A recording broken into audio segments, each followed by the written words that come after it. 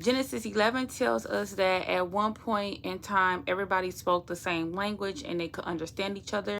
The people came together to build a city for themselves.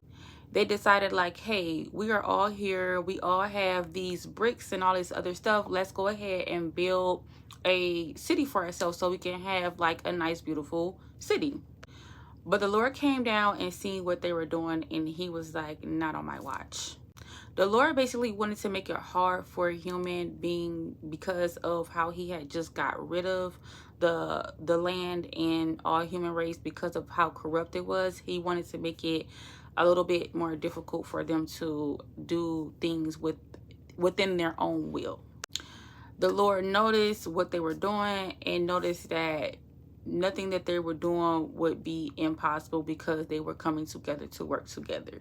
So the Lord scattered them all over the place, here, there, every which way, and they were not able to continue to build. They stopped building.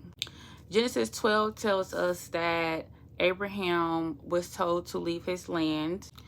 The Lord told Abraham, leave your country, leave your father's family, leave your relatives, leave everybody behind and go to the land where I am telling you to go. The Lord told Abraham, I will bless you and you will be a blessing to others. Abraham did as instructed. He left and he also took Lot and Lot's wife with him. Once they made it to where the Lord told them to go, the Lord then told him to build an altar and to dedicate it to the Lord.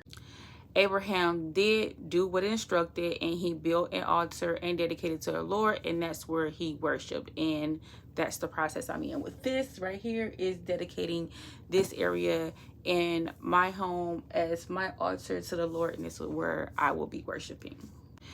Abraham and Lot then left Egypt and traveled north. They both were rich in livestock, silver, and gold. Now, after they got where they were going, they had a dispute between each other on who would get what side of the land. So Lot said, hey, I want this side, and they were kind of going back and forth.